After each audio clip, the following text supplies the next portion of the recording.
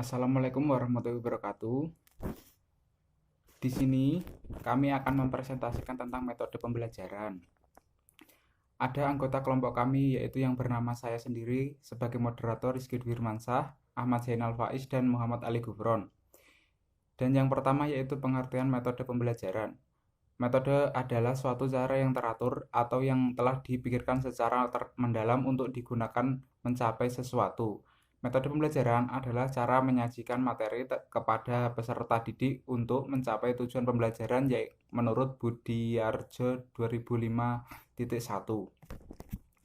Metode pembelajaran adalah suatu cara yang digunakan oleh pengajar dalam sebuah pembelajaran dengan cara mempersiapkan penuh dalam menyajikan untuk menyajikan sebuah materi pembelajaran dengan teratur dan yang berbeda untuk mencapai hasil belajar dengan kondisi yang berbeda, yaitu menurut Sudrajat 2009.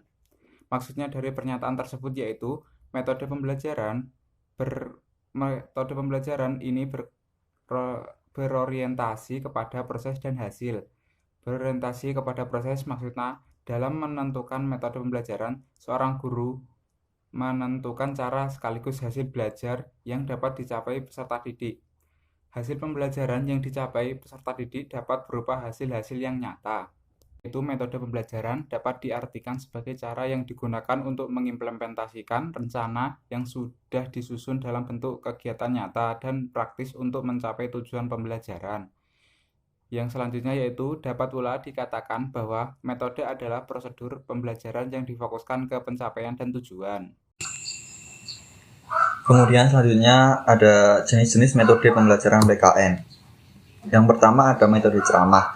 Metode ceramah adalah suatu cara mengajar yang paling sering digunakan oleh guru dalam mengajar karena cara pengajarnya ini yang paling mudah dilakukan oleh guru dan merupakan cara mengajar yang paling tradisional dengan penyampaian materinya berupa penuturan dan penerangan lisan guru kepada peserta didik. Maksud dari pengertian tersebut adalah metode ceramah ini sering digunakan oleh guru dalam mengajar apabila materi pelajaran yang ingin disampaikan banyak mengandung hal-hal yang memerlukan penjelasan dari guru. Metode ini juga merupakan metode pembelajaran yang murah dan mudah digunakan karena hanya mengandalkan suara guru tanpa memerlukan persiapan yang rumit. Kelebihan dari metode ceramah ini adalah dapat digunakan dalam proses pembelajaran dengan menggunakan metode lainnya. Misalnya metode tanya jawab atau diskusi. Karena dalam materi pelajaran pendidikan kewarganegaraan cocok dengan metode tanya jawab.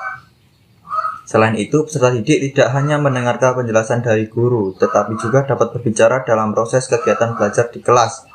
Namun, kelemahan dari metode ceramah adalah materi yang dikuasai oleh peserta didik dari hasil ceramah akan terbatas pada yang dikuasai oleh guru. Kemudian yang kedua ada metode cerita. Metode cerita yaitu metode pembelajaran yang di dalam mengajarnya guru menanamkan sebuah nilai dan moral kepada peserta didik dengan cara menggunakan karakter atau tokoh-tokoh melalui sebuah cerita. Cerita legenda, hikayat, dan dongeng bersejarah lokal juga bisa digunakan oleh guru dalam menanamkan nilai dan moral kepada peserta didik. Contohnya pelajaran pendidikan kewarganegaraan dalam materi sikap nasionalisme dan patriotisme. Guru akan menceritakan bagaimana sikap para pahlawan pada zaman dahulu dan menceritakan pula bagaimana sikap nasionalisme dan patriotisme yang harus dimiliki. Yang ketiga ada metode tanya jawab. Metode tanya jawab merupakan metode mengajar yang bersifat langsung karena dalam pembelajarannya terjadi dialog antara guru dan peserta didiknya. Ketika dalam pembelajaran, guru dapat bertanya kepada peserta didik dan peserta didik pun dapat menjawab atau sebaliknya. Peserta didik akan bertanya dan guru akan menjawab karena dalam metode ini terjadi timbal balik antara guru dan peserta didik. Menggunakan metode tanya jawab atau diskusi harus ada sebuah permasalahan yang didiskusikan.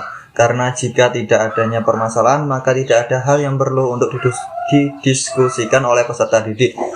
Metode tanya jawab ini lebih dianjurkan untuk materi pembelajaran pendidikan kewarganegaraan karena mata pelajaran tersebut menggunakan teknik value inquiry.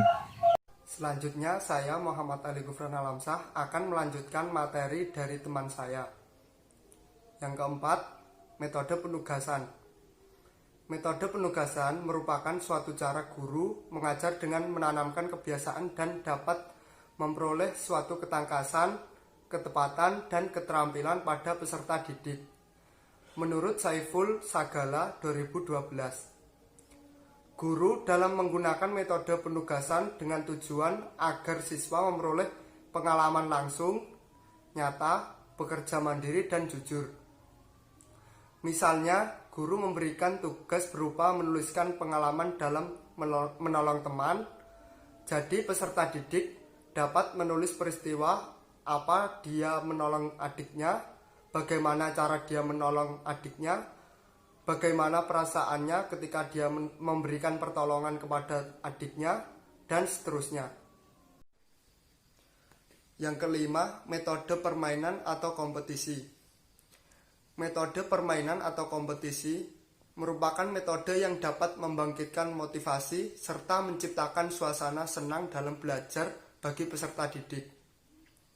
Belajar sambil bermain membuat peserta didik akan mengenal tentang dunianya, belajar tentang hidup bersama, belajar arti persahabatan, belajar tentang lingkungan yang ada di sekitarnya, belajar tentang bahasa, belajar tentang moral, dan sebagainya.